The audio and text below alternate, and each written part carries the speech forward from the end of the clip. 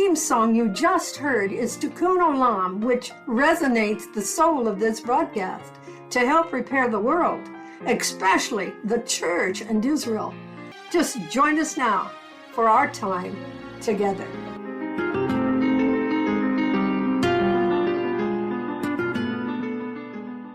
Shalom, this is Sharon Sanders with Heartbeat for Israel, and this episode of Heartbeat is entitled Poking God in the Eye. We discussed briefly on our last episode that poking God in the eye means that in Christendom we have harmed his chosen people. Christendom has said we are the new Israel. Christendom has said God's done with the Jewish people. They rejected Jesus. Christendom has said, don't read the old, quote, Testament, unappropriately termed, by the way, the Jewish scriptures. And there's so much more.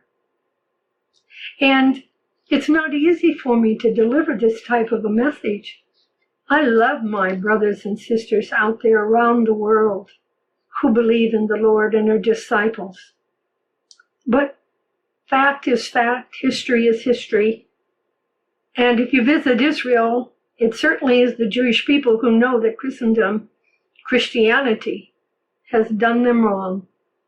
And for them, it's the same as poking God in the eye.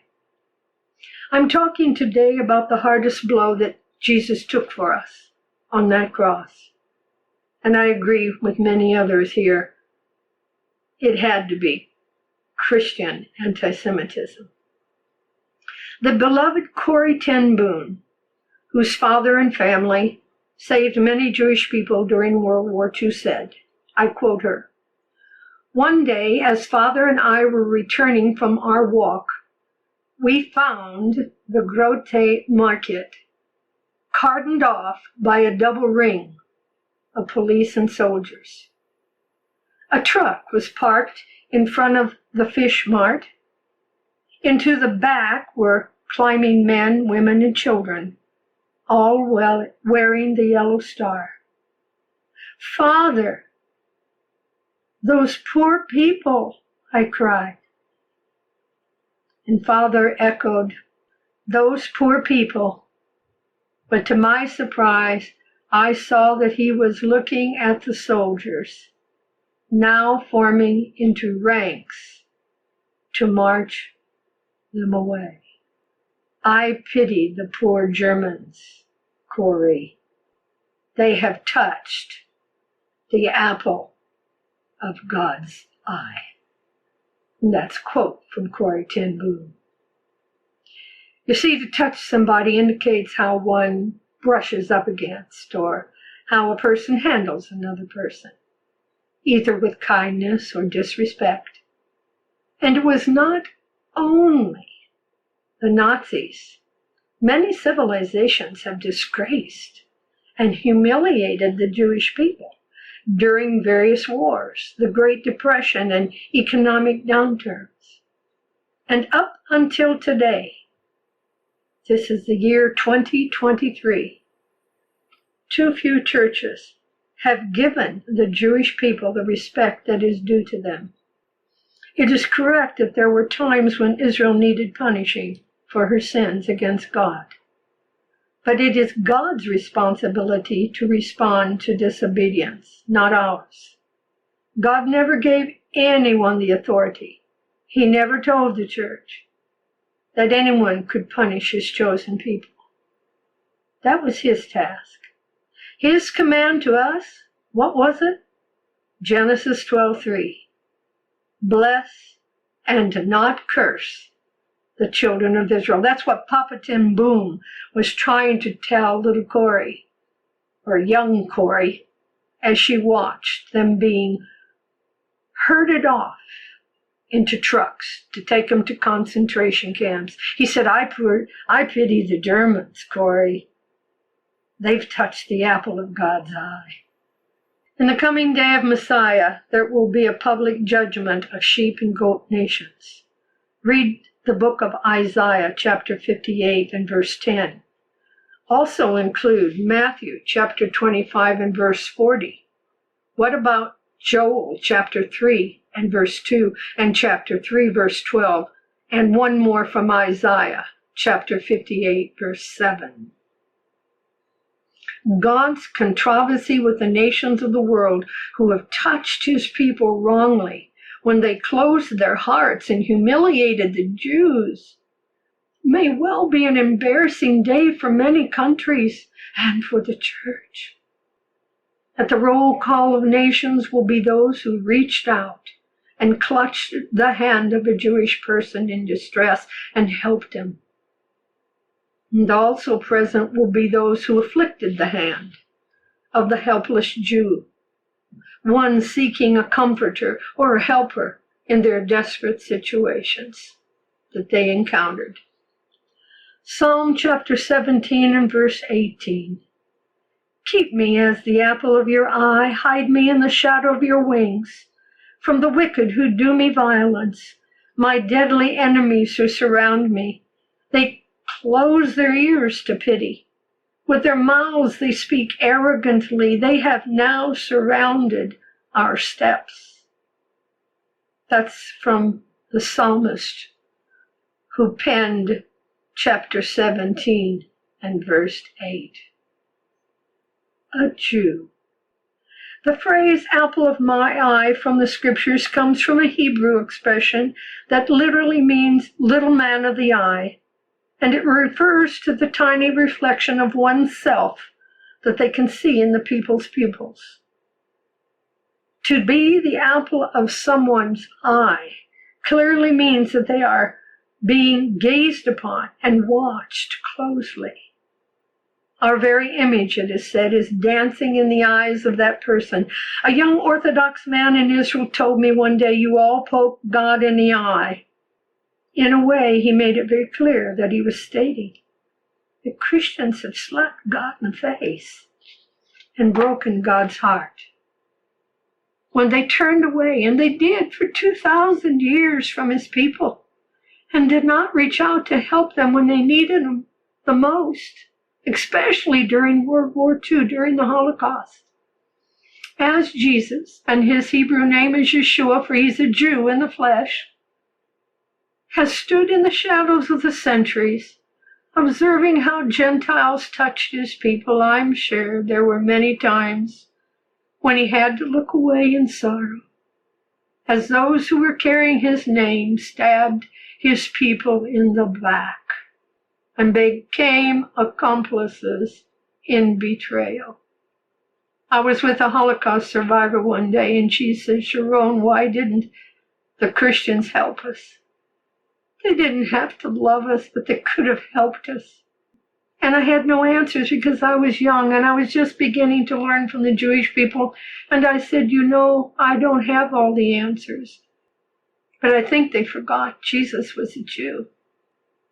We're in the season of the restoration of all things, according to the book of Acts in chapter 3 and verse 21. God forbid the church derail further and run the train totally off the track, missing the blessing of its fullness because it didn't acknowledge nor accept God's plans and purposes for Israel in these latter days. I want to talk a little bit about the hardest lash, which I think was Christian anti-Semitism. I personally believe that the unyielding punishment of undeserved, sinful, and ungodly actions toward the Jewish people by those who called themselves Christians must have been the worst blow endured by our Jewish Lord. Lashes of Christian pride, spiritual pride, arrogance against them.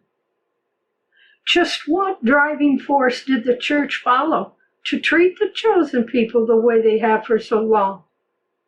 For all intents, the historical church seems to have been carrying a chip on its shoulder for centuries, and the Jews were the victims. I learned long ago, when I was very involved in the personal lives of survivors from Europe and the former Soviet Union, that the one thing that it did was to watch my eyes. when I was with them. They saw that the eyes are the window of a person's soul. And according to a Yale University study, most people feel as if their self, otherwise known as their soul, exists in or near their eyes. I have my own paraphrased rendition of the apple of the eye from reading the New Living Translation in contemporary English. Good News, Holman Christian Standard and International Bible. I have strong feelings for those who carried the Lord's name and reproach his name to his people. I'm so sorry they did what they did and represented Jesus in the wrong way. Because it was as if God said, anyone who harms you harms my most precious possession, the pupil of my eye. Whatever you do to Zion, you do to me. My eyes, anyone who strikes you strikes what's most precious to me. Whoever injures you injures the pupil of my eye. What was done to the Jews, Jesus considered it done to him. In the New Testament, you can read that. It's pretty serious for those who did those things to the Jewish people. The theological anti-Judaism of the church fathers, repeated endlessly in medieval and Renaissance Reformation preaching, was the far greater culprit. But because the church's preaching had long shaped the popular mind, a new phenomenon was able to come to birth: modern Christian anti-Semitism. Christians need to be aware of their almost total ignorance of Christian anti-Semitism, the violence perpetrated against Jews by fellow Christians. Visitors to the U.S. Holocaust Memorial Museum and other exhibits from the Nazi period have said, "Why has no one told us of these things?" That's a quote from a Christian, Gerald Schloyen. Well, my experience of living in Israel tells us that many of the hard feelings between Jews and Christians is a result of the decision by the church to call the Jewish scriptures the Old Testament. I had an Orthodox Jewish man stop by my office one day and said to me, "Sharon, why didn't the Christians follow the Judaism of Jesus?" Good question. Somebody once said Christianity is Judaism for the Gentiles. I wonder, too, why did countless names, locations, and pronouns get translated into Gentile terminology? And why wasn't there a clearer understanding of who's who in the New Testament? Are we talking to Jews or are we talking to Gentiles in these passages? When Christians stand together in church and sing, "Our God reigns," it really troubles me. I love the song, but it's made crystal clear in God's word that he identifies himself with the Jewish people and calls himself the God of Israel, not the God of the Gentiles. People sing the song because they like the melody and the rhythm and believe deep down God has replaced Israel with Christianity. That song, which is so beautiful, brings us out. Replacement theology is a deceiving spirit, my brothers and sisters. It's a doctrine of demons talked about in the first chapter of Timothy, or 1 Timothy rather, chapter 4, verse 1 and 2. Can this curse which remains upon the church ever be reversed? Only if tough decisions are made. Along with the command of the Lord in Genesis 12:3, "I will bless those who bless my people," came the decision to make a choice. One becomes a blessing or a curse. And the Lord said, "Choose blessing," in the book of Deuteronomy, chapter 30 and verse 19. I have heard many Christians and even some Messianic Jews express the idea that we do not have anything to learn from the Jews or their dead legalistic religion, but they have everything to learn from us. A great brother, David Lazarus, reported this one day in Israel Today magazine. Further, David says that this elitist and exclusive attitude is not only denied fair and honest access to the true gospel of Jesus for our Jewish brothers and sisters, but it has stripped the church of much of her own rich heritage as heirs to the faith of our father Abraham. Well, this is part one of poking God in the eye, the hardest blow being Christian anti-Semitism. I'm going to pick up next episode on how this all came about and how all of you out there, most of you, have never heard what I'm going to talk about on the next episode. And you might be the same as the brother who I quoted, Gerald Sloyan. Why has no one told us of these things? That's why I'm here. That's why God has sent me after many years of living in Israel today and learning from the Jewish people why there's so many misunderstandings between Jews and Christians. If you're searching for truth, well, turn in next episode. I'd love to tell you more about how Christian anti-Semitism got off the ground and left the true words of Jesus behind. I'll see you next episode. Shalom, shalom from Jerusalem.